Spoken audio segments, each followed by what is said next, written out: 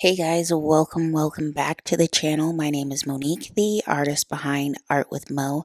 Today I am doing a repaint from 4 years ago.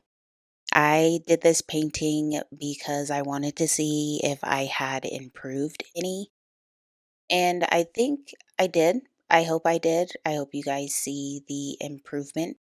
I am going to show you my old painting that I did 4 years ago. And I can tell you right now that this old painting, it doesn't have enough form. Like her face seems a little flat. I tried to give her a little bit more dimension in her nose, but even her nostrils aren't defined or her lips aren't protruding enough. That hand of hers is on another level. I can tell you that I didn't know what I was doing at all. I knew that I wanted to try and challenge myself because at the time I wasn't very good at drawing hair, I wasn't good at drawing hands and clothes. So I feel like that's one of the reasons that I picked this specific portrait in the very beginning. I picked it this time because it'd been 4 years since I drew this portrait, and I just wanted to see where I could challenge myself, where I improved, and if I could just make this painting better overall. And by the end of this video, I hope that you see the improvement. With this new sketch, I can tell that I know my proportions a little bit better compared to the first portrait. I know that this portrait sketch right now is a little bit on the hard edge side, which I intentionally did just because I like when certain aspects of the portrait have that harder edge or it shows more form than what the reference photo shows. Just because when I first painted this portrait 4 years ago, I was really trying to stick to what the reference already showed. And I think that's one of the reasons why in the original one, her jawline isn't as noticeable. I know that the reference photo, she has a very slender face, and I did try to keep that in my redraw or my repaint. But I did just change it up just a little bit to make it my own still. I have been trying to make portraits my own, and when I say my own, I just mean like adding my own personal style to it. I do want the portrait to look like the reference, but I want it to look like it's by me and not just a photocopy. So I did make her features a little bit on the sharper side just so that when I went to go paint this portrait, I knew where I was going with it and I knew what shapes I needed to create to get that final result that I was looking for. Let's just go on with the painting here. I am sketching out this portrait and I'm just about to get started on painting the actual portrait here.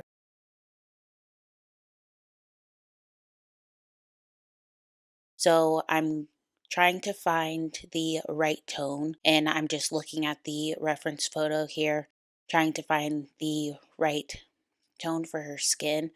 In the beginning, I know that I was color picking the skin tone, and I've learned that it's fine to do that, absolutely, especially for like learning purposes.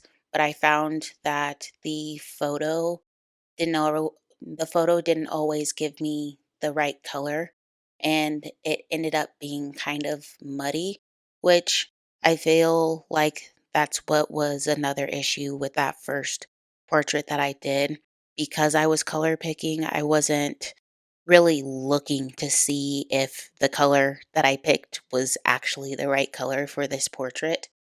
So, what I've learned is that you want to try to find a color that's as close as possible to your reference. And then I don't know exactly where I learned this trick from, but you want to go down and to the left to get more saturated colors, and then down and to the right to get more vibrant colors whenever you're painting. And that's when you're going darker than whatever color you have. You want to do the opposite when you are going lighter. So that's kind of what I incorporated here. I just wanted to make sure that my colors were meshing well together, but not muddying each other. Because once the colors start to muddy each other, the portrait just doesn't look right. But also, the colors that you choose are just important for your overall portrait.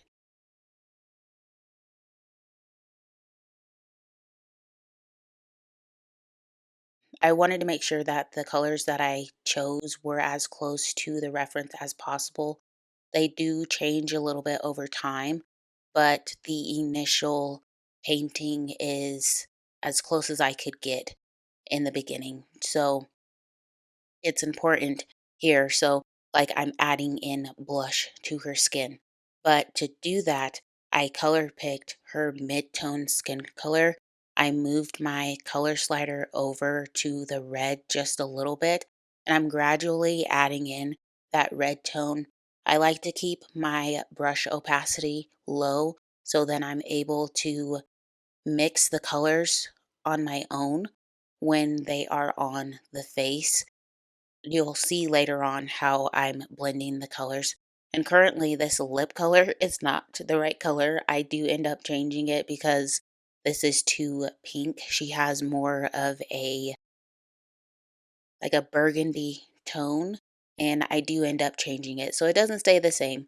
And again, whenever I'm color or I was about to say color picking, but whenever I am choosing colors, I try to go for the color that I see, but it does always change just because as I'm painting, I'm like, oh, that doesn't work for this skin tone, or I change up the skin tone because it doesn't match the lips.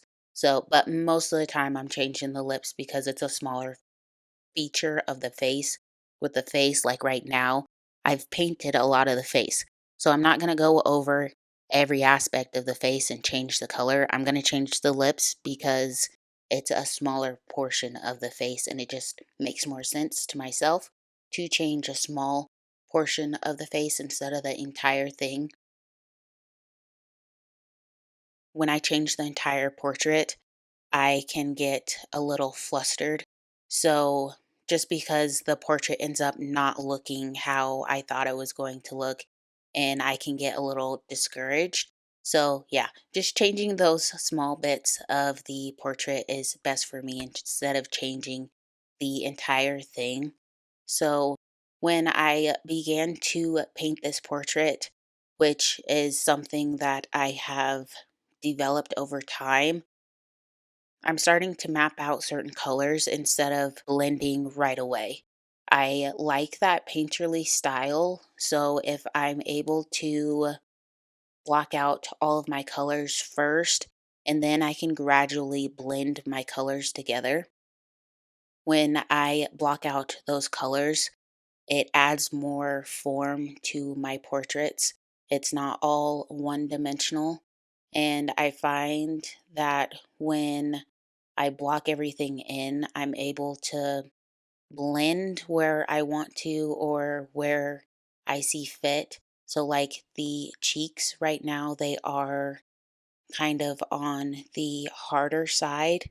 And I do end up blending those out so that they are a little bit softer. But I try not to blend too much in the beginning just because I want to keep that form as much as possible.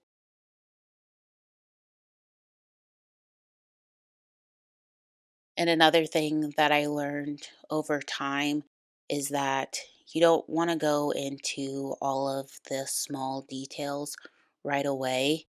And that's just because you want to focus on the big picture more than anything else. Because if you start to work on those small details, you're not going to really match all of your features together because you're zoomed in really close to those small details. When you zoom out, nothing is going to look how you thought it was going to look. So, for me, I like to find those bigger shapes first and then go in with those smaller shapes. I know in the beginning I would always focus on those small details first, but in the end, I would always end up changing those small details because it didn't match with the rest of the portrait. So, the more I've been painting lately and just sketching, I'm figuring out what I like and what I don't like in my portraits and just tweaking those each time I paint another portrait. And I think that's what other artists, like more professional artists, are talking about when they say just draw every day, paint every day, do this every day. I don't think you need to paint or draw every single day. I think you want to focus on a certain aspect of your artwork. Like, do a painting and then remember what you did in that painting and try to figure out what you liked and what you didn't like about that painting. That's one of the reasons why I enjoy having a YouTube channel because when I am creating, I'm recording the process.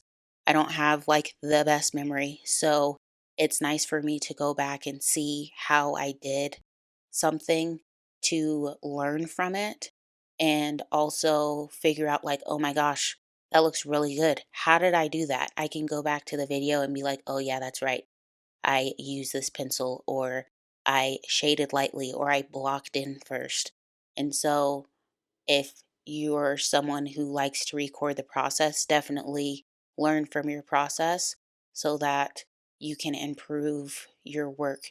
I know when I was filling my Stillman and Burn sketchbook with just portrait sketches, I did a sketch and I really, really liked how I did it, but I can't remember how I did it. So that's one of the sketches that I wish that I had recorded. But also, when I do record a video, sometimes I can get a little camera shy, I guess you can say, and my artwork isn't as good as it could be. So there's pros and cons of recording your work, but if you do enjoy recording your work, then I highly suggest it just so then you can learn from your progress and improve on your craft. We are about halfway through this portrait.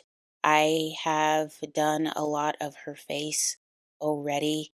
I can tell that there's a lot more form in this piece compared to the first one, and I'm really enjoying it.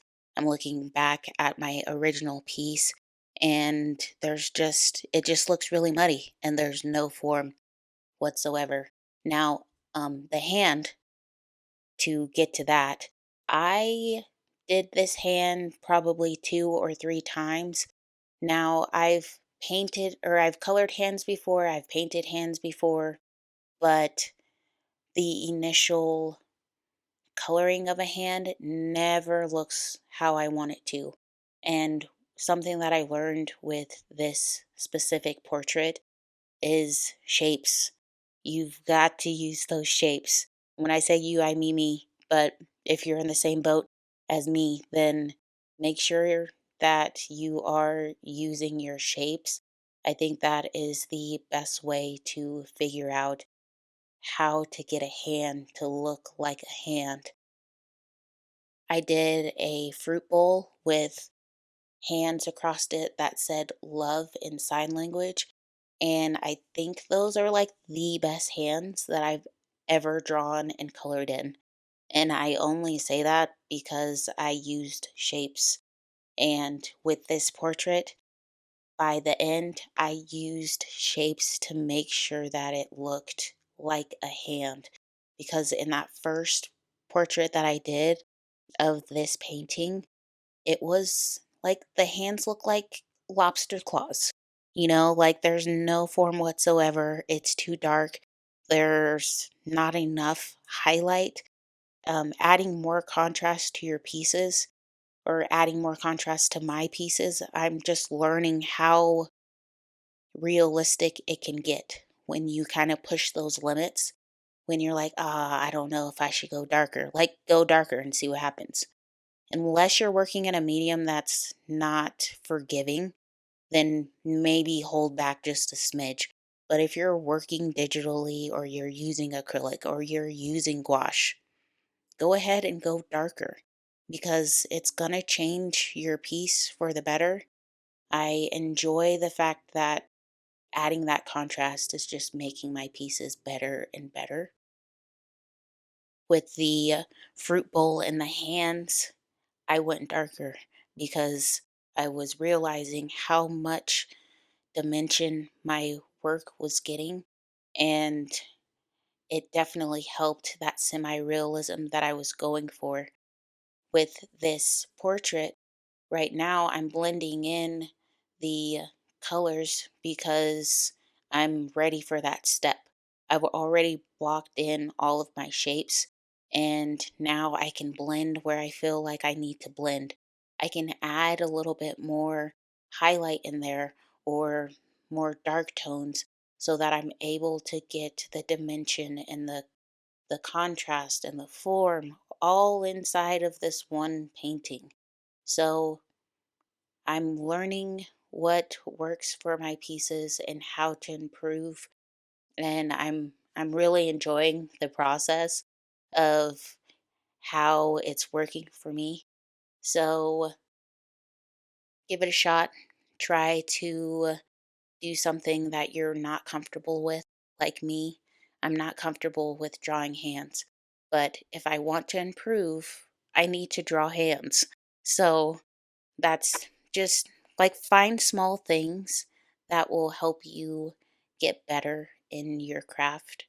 If you enjoy recording your process or just taking pictures of your work, definitely do that because you'll be able to see how much you've improved over time, and it'll help you become a better artist. Usually, when I am creating, I don't see the improvement until someone walks by and they're like, "Oh, did you do that?" I'm like, "Yeah, I did." They're like, "Wow, that's really good. I could never." But honestly, anybody can be an artist. If you can draw, if you can pick up a pencil, a crayon, a marker, whatever, you're an artist. It's just how much time you put into that craft. So I think I'm done with my little spiel. My throat's starting to hurt, and I feel like I kind of just rambled a little bit. I hope you enjoyed it. But yeah, so if you learned anything from this process, from my little spiel that I just had, let me know in the comments below. I would love to see your guys' work, or even do like a partner accountability challenge, or just, you know, just little check ins. And I would also like to help you grow as an artist. If you have an Instagram, a TikTok, a YouTube channel, a Substack, anything, just leave it down in the comments below because I would love to check out your work, give you some encouragement if you would like it.